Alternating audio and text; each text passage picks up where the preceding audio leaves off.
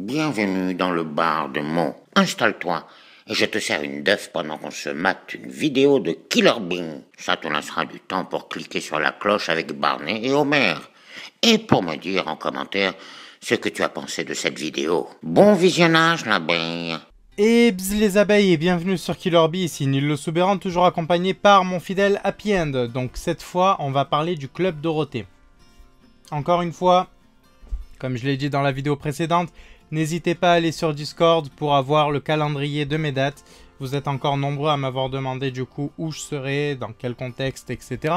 Donc voilà, là les prochaines dates seront donc Brignon et la fête de l'automne. Donc voilà. Aujourd'hui, on va parler, comme je le disais, du Club Dorothée, parce que c'est les 30 ans. C'est les 30 ans de ce qui nous a amené peut-être du plus grand coup de pouce sur l'animation japonaise qu'il y a eu en France, et même pas peut-être en fait, c'est le plus grand coup de pouce qu'on ait eu. Et donc du coup, je voulais lui rendre hommage à ce Club Dorothée, que j'ai suivi depuis tout petit, à la fois sur AB1, en cassette, enfin... Donc voilà.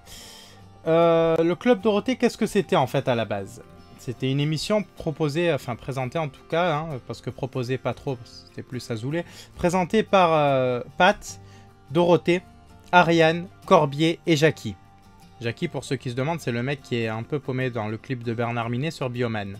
Donc, elle était produite par deux hommes qui ont à eux seuls en fait forgé tout un monde dans le pays. Hein, je le répète bien, tout un monde en France. Donc ces deux hommes, c'est Berla et Azoulay. Alors c'est surtout de Jean-Luc Azoulay qu'on va parler ici parce que c'est celui auquel je me suis le plus intéressé en fait, puisque c'est lui qui signait les sitcoms. Je vais vous expliquer un peu plus tard. Alors Azoulay et Berla, si on garde que les initiales, ça donne AB. Donc c'est bien eux évidemment qui ont fondé AB, donc qui détient par exemple AB1 ou IDF1 aujourd'hui. Les droits sont un peu partagés, hein, parce que de ce que j'ai compris, ce n'est plus les deux. C'est un peu compliqué, mais en tout cas, dites-vous, pour faire en gros, hein, AB1 et IDF1 sont du même groupe à la base. IDF1 continue à diffuser certaines choses, d'ailleurs, certaines séries qu'AB1 ne diffuse pas forcément. Et d'ailleurs, je crois que la suite de Hélène et les garçons se passe sur IDF1 aujourd'hui. Bref. À l'époque, les dessins animés japonais issus de manga ne valaient pratiquement rien en droit d'adaptation, en droit d'auteur. Donc n'importe qui pouvait débarquer et dire bon, pour 4 € je te prends ça. J'exagère, hein, en gros c'est ça. Azoulay a tout raflé sans chercher à comprendre, genre, un peu en mode Zetki, Tezuka et Araki. Ça parle de quoi votre truc? Un robot enfant qui doit sauver le monde? Ouais. J'ai déjà un japonais qui m'a proposé un truc de robot. Hein, Gonagai? Tu vois, ça devait donner un truc un peu comme ça. Donc, avec tout ça, Azoulay a créé sa propre émission basée sur le même concept que l'île aux enfants. Et pour ça, il a dû s'entourer des animateurs de la concurrence. Je parle bien évidemment de Récréa 2. Donc, la quasi-totalité de l'équipe de Récréa 2 se retrouve donc sur le Club Dorothée. Et honnêtement, passer de France Télévisions à TF1, ça leur a fait... ça a été bénéfique pour leur carrière, vraiment. Puisque l'émission, de toute façon, n'a pas cessé d'évoluer. D'ailleurs, ça a tellement évolué que le groupe de musiciens qui composent pour l'émission se retrouve sur les devants de la scène. Les Musclés. Alors, les Musclés qui sont menés par le défunt Framboisier que j'ai eu l'occasion de rencontrer à Monaco en 2012 ou 2011, je ne sais plus. Mais quelqu'un de vraiment génial. Génial, très sympa. Et donc voilà, c'est lui qui menait le groupe des Musclés. À ce moment-là, les Musclés se mettent à chanter tout ce qui est Merguez Party ou La fête au village. C'est la fête au village, les parents, les enfants ont terminé leur potage. Ça va se donner un truc comme ça. Donc là, j'ai pas poussé parce que, bon, j'ai pas envie de crier, hein, parce que, bon, après, je vais réveiller tout le monde. Bref. Un jour, on propose donc au batteur, des Musclés. Ils n'ont pas pris le guitariste ou le frontman, mais bien le batteur, hein, de tourner un truc, un clip, de chanter. Et ce clip, en fait, il s'avère que c'est le générique de Bioman. Et c'est ainsi que la carrière de mon ami Bernard Minet a décollé en flèche, vraiment. Parce qu'à partir de Bioman, il s'est mis à faire tous les génériques derrière. On l'a appelé de partout. Il raflait les avec, comment il s'appelle, celui de Peter et Sloan, là, qui chante Besoin de rien, envie de toi. Je sais plus. Mais lui aussi, ils étaient quand même pas mal. Hein. Il y avait beaucoup de chanteurs à cette époque-là qui se partageaient. Enfin, partageaient, qui se...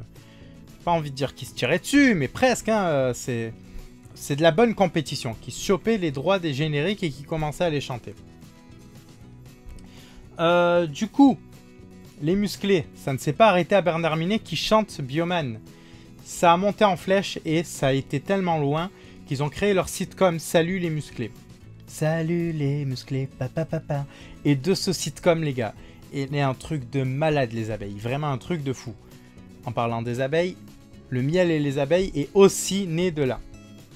Toutes les séries venant de Jean-François Porry, hein, qui est donc, comme je le disais tout à l'heure, Jean-Luc Azoulay, pardon. Toutes les séries de Jean-François Porry d'AB Productions sont venues des musclés, puisqu'en fait, l'oncle de Lola... Non, c'était pas Lola. Lola, c'est le miel et les abeilles. De Justine. L'oncle de Justine, c'est Framboisier. Justine, c'est le premier baiser. La sœur de Justine, c'est qui? C'est Hélène. Hélène et les garçons. De là, on a aussi tout ce qui est les filles d'à côté, par exemple. Les filles d'à côté, on a le... je crois que c'était Marc. Hein. C'est Thierry Redler qui le jouait. Je crois que c'était Marc qui était photographe. Non, c'est son meilleur ami. Je me rappelle plus, l'américain. Il était photographe et il recevait dans son studio les actrices du miel et des abeilles et des séries issues des musclés. Donc du coup, là aussi, on a une autre... c'est pas une timeline, mais presque. Hein, c'est... en gros, il y a les acteurs qui viennent dans le truc. C'est le même univers. C'est le même univers, mais pas les mêmes personnages.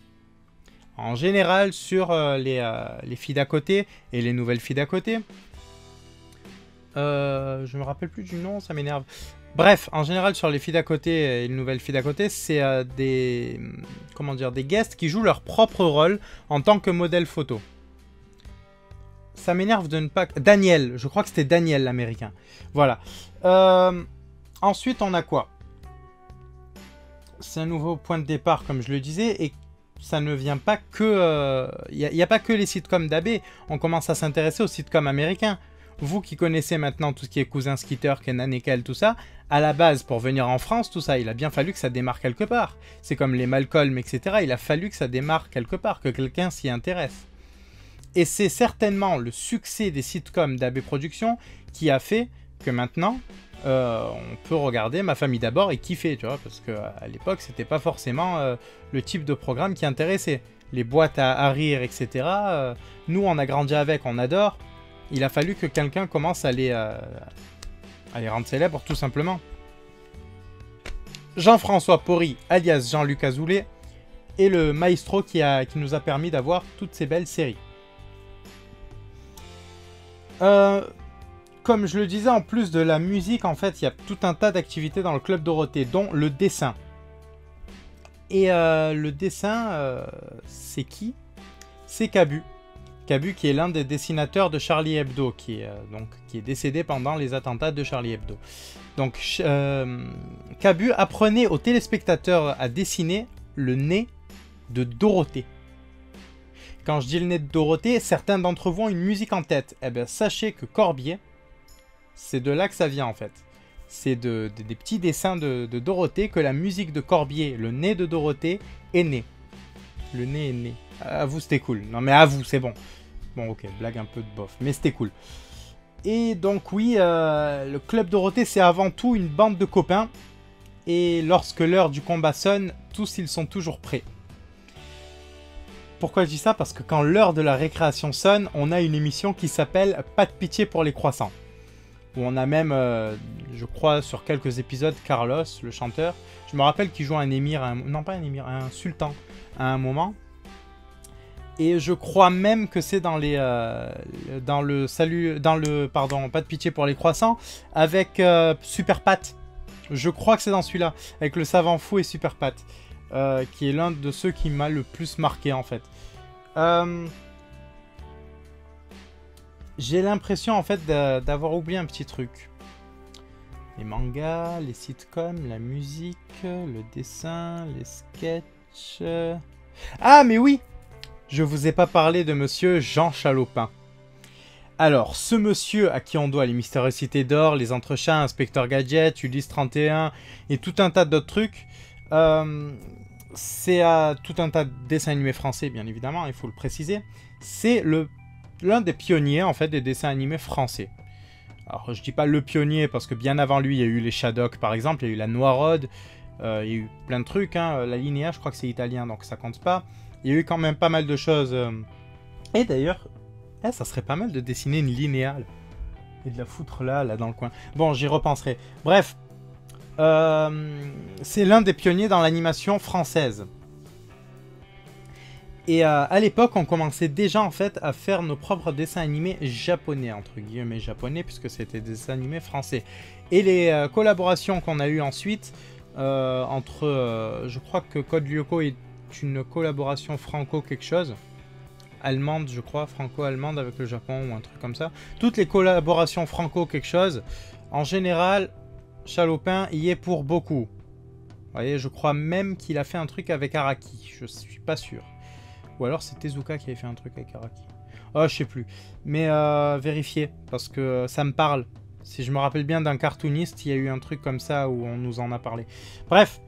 D'ailleurs, c'était à Nice. C'était celui de Nice. Bref. Rebref, en fait. Le Club Dorothée n'est pas mort. Parce que nous avons toujours les sitcoms qui continuent. Et les chaînes AB1 et IDF1 continuent de diffuser en masse tous ces programmes. Alors quand je dis tous ces programmes, la philo selon Philippe, le miel et les abeilles, Premier baiser, les garçons de la plage, je crois que ça s'appelait aussi. Il y avait tout un tas de trucs que j'ai suivis, que je continue à regarder de temps en temps quand ça passe à la télé, que j'adore. Les filles d'à côté, j'adore. Quand j'étais petit, j'étais amoureux de Claire. Vous voyez le truc? Donc voilà. Thierry Redler, qui nous a quittés aussi il y a quelques années, est l'un des acteurs que j'adorais voir dans cette série. Il surjoue, c'est vrai, mais c'était juste génial à voir. Pour ceux qui ne connaissent pas, intéressez-vous aux sitcoms. Ça peut paraître niais, c'est vrai, mais c'est juste génial à regarder. Intéressez-vous aux sitcoms, aux dessins animés du Club Dorothée aussi. On a eu Ken le Survivant, on a eu les Chevaliers du Zodiac, on a eu Dragon Ball Z. Putain, on a eu Dragon Ball et Dragon Ball Z, Jeanne et Serge. Et tout un tas de trucs, vraiment tout un tas. Jeanne et Serge, je suis pas sûr. Est-ce que c'est le Club d'eau? Est-ce que c'est Récréa 2? Je sais que Cobra, il me semble que c'était le Récréa 2. Bref, on a eu tout un tas de dessins animés juste géniaux, magnifiques. Donc, je vous conseille de vous y intéresser si c'est pas déjà le cas. Et 10 ans avant que One Piece voit le jour, parce que One Piece a 20 ans, 10 ans avant que One Piece voit le jour, on nous préparait déjà à apprécier cette grande œuvre de Eiichiro Oda en faisant venir pour la première fois les mangas en France de façon conséquente, j'ai envie de dire. On a commencé à faire venir du Tezuka même avec Astro Boy par exemple. Non, il y a vraiment des grandes bases qui ont été posées. Les premiers fans viennent de là, il faut pas l'oublier. Et aujourd'hui, ils continuent de grandir en regardant de nouvelles œuvres du Jump, hein, principalement, puisque ceux qui ont le plus marché en général viennent du Jump. Donc voilà, je crois que j'ai été assez long, mais c'est un hommage que je voulais rendre au Club Dorothée. Merci, c'est une émission tellement géniale qu'on pouvait même voir PPDA qui nous parlait des étoiles. Vous vous rendez compte un peu? Donc, je force un peu, mais c'est vraiment une émission qui... c'est une base, c'est la base en fait, je saurais pas quoi dire. Alors je n'ai pas parlé des doublages de Ken le Survivant, mais si j'ai pas fait ça, c'est justement parce qu'une vidéo sera consacrée au doublage. Alors, bzz les abeilles, merci d'avoir regardé cette vidéo jusqu'au bout. N'hésitez pas à aller en description pour jeter un coup d'œil à tous les réseaux sociaux, tous les gens qui ont participé au travail sur la chaîne, hein, les miniatures, etc. Voilà. Écoutez, n'hésitez pas à lâcher un pouce bleu, un commentaire, à partager cette vidéo au maximum pour que les abeilles soient de plus en plus nombreuses à bourdonner à travers le monde. Là, j'ai bugué comme jamais. Abonnez-vous aussi. Voilà, bisous les abeilles et à très vite. Ici Nicky Larson. Je vous donne une mission extrêmement particulière. Abonnez-vous à la chaîne Killer Bee. c'est la meilleure. Et c'est surtout que c'est rempli de jolies filles. Et je n'en peux plus. Oh non, pas la massue, pas la massue.